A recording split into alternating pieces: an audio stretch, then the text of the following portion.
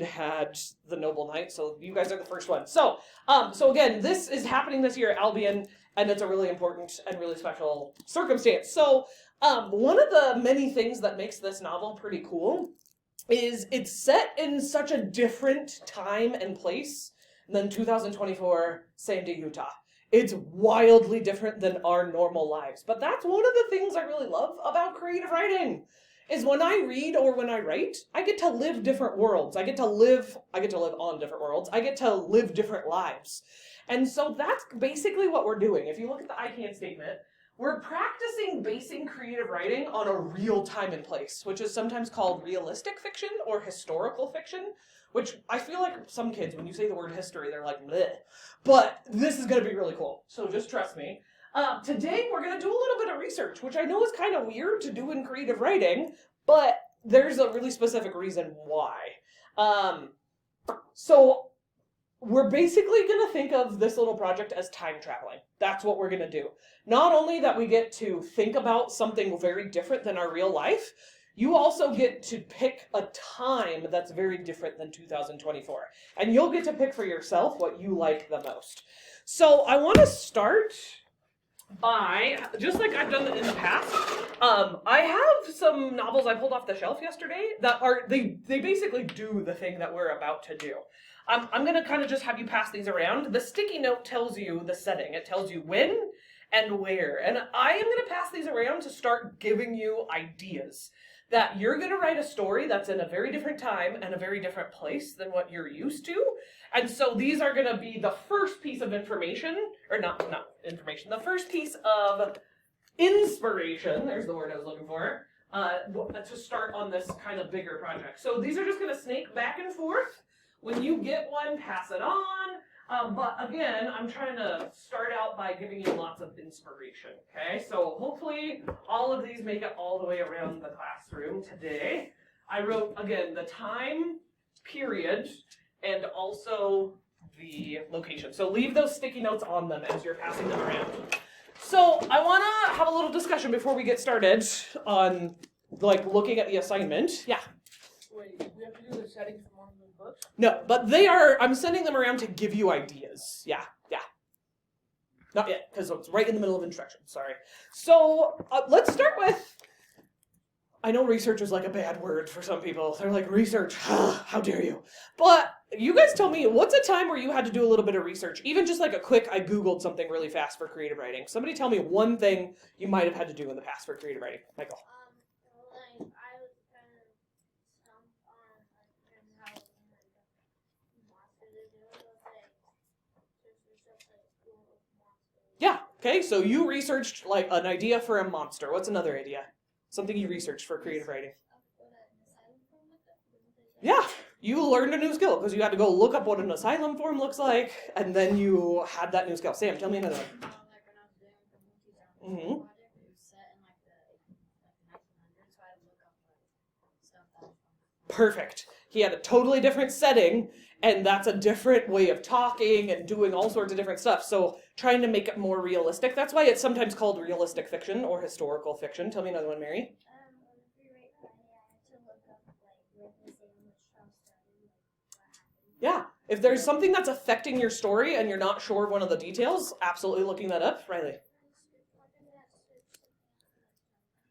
Yes, if you have a character who you want them to say something that sounds believable, like jargon, and going to look that up, sometimes I've had to do that too. Like if I have a doctor character, I have to go look up doctor jargon. Yeah. So, that's basically what we're going to be doing with this project and what we're doing today. But let's start with, I also think it's helpful to hear from a couple of published authors. It's fine if you haven't. If you've been paying attention to my currently reading, I've been in the Cormoran Strike murder mystery series, which was written by J.K. Rowling, but under a pseudonym. And there's this like a 1-minute video. She talks about how much research she's had to do for this novel. And you would think, wait, J.K. Rowling, who lives in London, who is British, has to research stuff? But I think it's helpful to hear how, for most published authors, this is a really normal process as part of the writing process. So everybody look up here for a second. We're just going to watch a tiny bit. But this is her talking about her murder mystery series.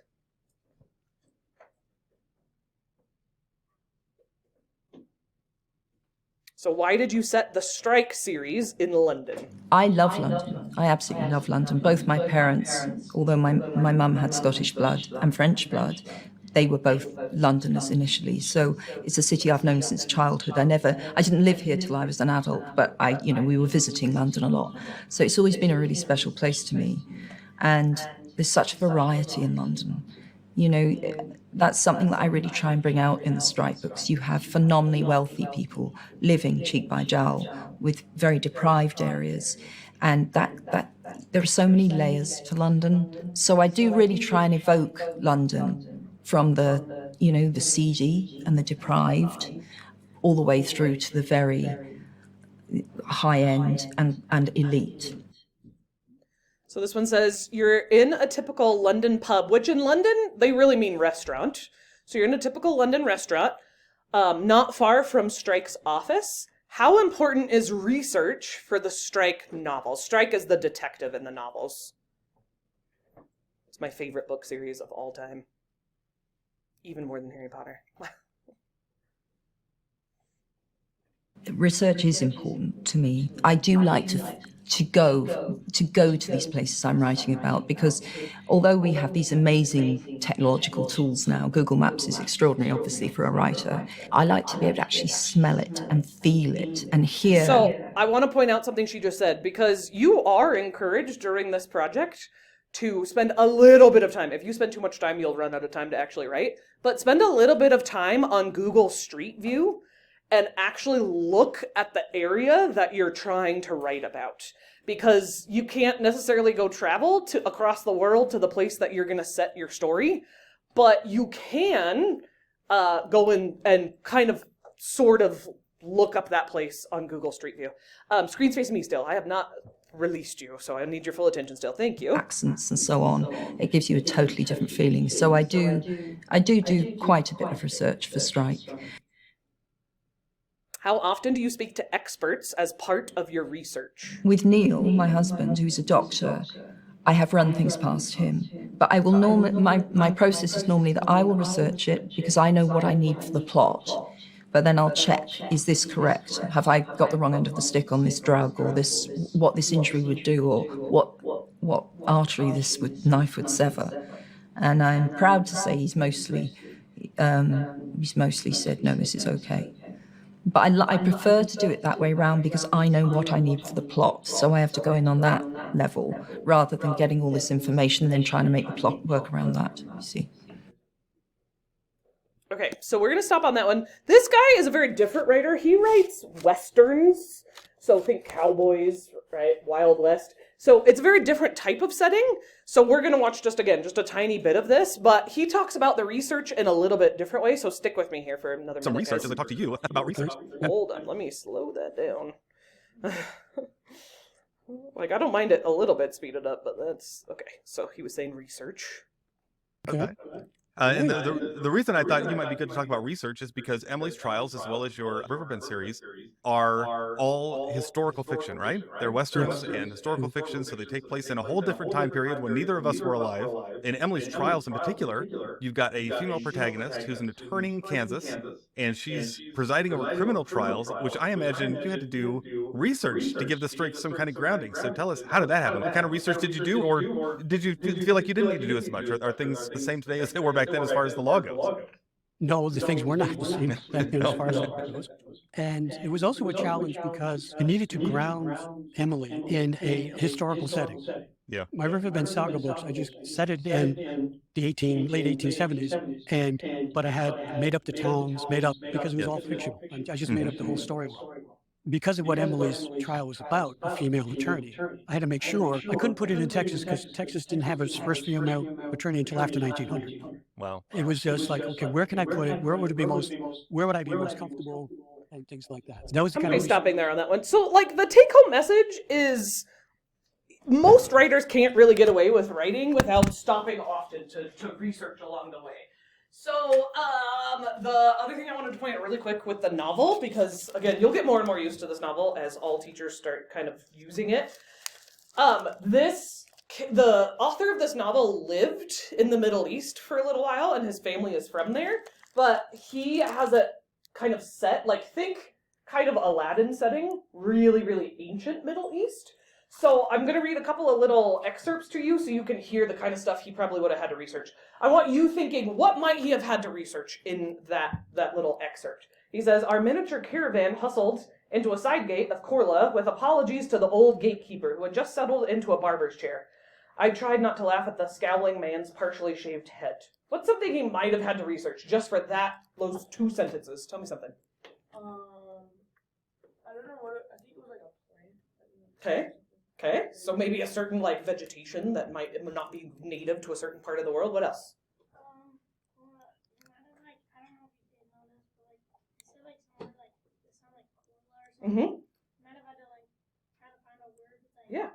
And there's a really specific city located there. He also talked about a gatekeeper, which is something that ancient cities used to have. It's not so common nowadays. Okay, one more. Listen for something he might have had to research here.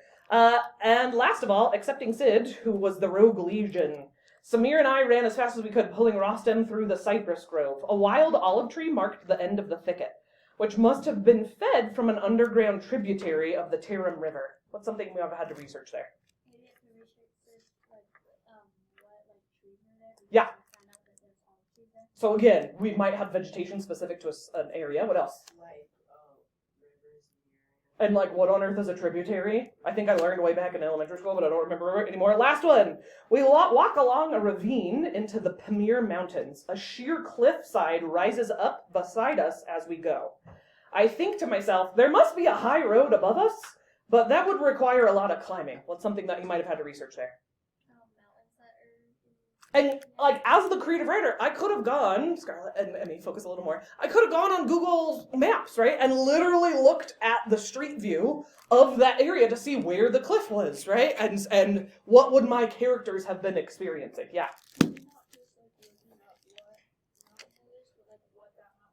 Yeah. To get a feel for all the sensory details involved, I think is really important. Okay, so, I am going to encourage you that when you're approaching today's assignment, I'm going to technically let you pick for yourself, but you really have a cool opportunity to delve into a time and a place that you're curious about that you think is kind of interesting. And I think it's better if it's wildly different than what your own life is like, especially because you're already living your life. Maybe for this assignment, go live somebody else's, right? Let's see what it would be like to live somewhere else. So I came up with some ideas. Do any of you recognize the Magic Treehouse book series? Any of you? I loved those ones! The one that I loved the most was the dinosaur one when I was really little, and I was fascinated by what it might have been like during that time. So that was my first inspiration. My second inspiration that I came up with, I'm super interested in ancient China. Like back when they were the ones who created paper. So thinking of when something started to happen and maybe what would it have been like at the time. I also really love Sherlock Holmes London, which is old London. I also really am interested usually by World War II historical fiction. So I might think, okay, what was it like in Poland? World War II, yeah. Was Sherlock Holmes a real person? No, but he was based on a time and a place, and so it is historical fiction, right? There's real stuff in there, even though he is fake. I also am pretty interested by Australia, especially that Australia didn't have people on it for so long, and then England just started shipping prisoners there, and they did have some native people, right? But then also, like, seeing that influx and seeing how much it changed, I think would be really interesting. How many of you know Anastasia? So that's Romanov Russia, which is very, very old and very different than my real life. And I would be super interested to know more about that. There's lots of cool South American countries. And I started, and you can do this too, on the assignment today. The hardest thing is like, what am I even going to start researching? What is my story? Where is it going to be based? And when is it going to be based?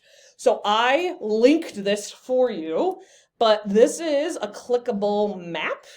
And if you're totally stuck, I want you to just literally look around the map. I started looking at some South American countries, and I was like, ooh, I think it's pronounced Chile, is so different than my normal life, and I would totally want to learn more about it and go and stalk Chile on Google Street Maps and just learn more about it. I think would be really cool. Yeah. So cool. See, and it's very, very, very different than Sandy, Utah. Very different. And I think that's super fascinating. So that's kind of like where you'll start today. I'm almost done. Sorry, I have a list because I've never done this lesson before and I want to make sure I'm not forgetting anything. So, the thing I want to end on, if you're going to be writing a story, which tomorrow we'll brainstorm the story and then we'll actually start writing it, but if you're going to be writing a story about a different time and a different place, what are some of the things that you might end up needing to research? If I don't know anything about this place, what's a category, Scarlett, of research that I might need to start thinking about? What's one? Native plants. Plants. Okay, let's go somewhere different. So what's something totally different that I might need to know about this place or this time? Languages. What's another totally different thing? Their slang, their jargon, how they spoke at the time, which is kind of dialect as well. What else? Maybe landforms. Is there a cliff or a mountain or some sort of water that's going to really affect my story that's native to this place? What's another one? What do they eat? So thinking more culturally. What else? Government, I think, can be really important to the story. Michael? Houses, for sure. Where are they living, right? What's a typical person's life like? Kaden? Climate will make a huge difference. Last one. Traditions, holidays, all of those kind of cultural things. So today, your research really honestly is pretty easy. I think the only hard part about this, knowing that you're going to work on this project for about 3 or 4 days and thinking, what would I be most interested by? So picking the place, I think, will be the hardest part. Once you've picked the place, then I want you to think about the time. So the time, I hope you'll pick a different time than 2024. But it could be something as recent as like 1990, right? It doesn't have to be that old. It could be ancient. It doesn't have to be. But then you're ready. Once I know the time and the place, then I'm ready to start thinking about all those different areas of research that we just talked about. So when you're doing your assignment, which I'll explain in a second, I want each kind of slide to be a different category. Culture, government, nature, right? Climate, all of those different things we just talked about. Yeah. Can you do like future? It can't, only because we are doing historical fiction, so something that's already happened, which future isn't really researchable. Like, we can make predictions, but it's less researchable because it hasn't already happened. So good question, though. Okay, so your actual assignment looks like a lot, but it's really, really easy, and it can mostly just be a bunch of copying and pasting. So mostly what I'm worried about is you telling me on just the first slide when and where. But then, who wrote that website? If you really can't find it, it's okay, because then you could just put the actual website link. And then if you can find the date it was published, put the date. But mostly, more than anything, focus on the website link, okay? These are just items to consider. You don't have to do all of these, but things to think about. What was the main idea? What did I learn from this piece of research? What did I learn about the setting? What important information was there? What details might be helpful for my story that I'm eventually going to write? And so you don't have to have a lot, and you can literally just copy and paste from the actual website. It could also be a picture as well. Yeah. So, really good question. The reason why the answer is no is because of the writing contest. So when Daniel Nairi, I think is how you say his name, when he comes, the people who are going to work with him are a select group of people who won this story contest, basically. And he asked that he could work with kids more one-on-one rather than like, let me just talk to an assembly. He wanted more of that interaction because he is an awesome creative writer and also wants to help you with your creative writing. That's the reason why not. Okay? Yes. So let's do this. Let's start our research on our own for about 15 minutes. And after you've got a good start, depending on if I see you're off to the right track, then I'll let you move around and start bouncing ideas off each other. But I'm going to ask that you start on your own. So let's look at the how do I get an A. So today you're going to give me 5 pieces of research, but it might be super fast because you're just copying and pasting. So there's way more than 5 slides. They all look the same. So 5 is required to get an A. But then from this point on, isn't required unless it's not our magic time. In which case you should definitely keep going, but it's only going to make your story better. Plus, it will probably be pretty interesting because you're picking something that you are personally interested in, right? So keep going if you have extra time.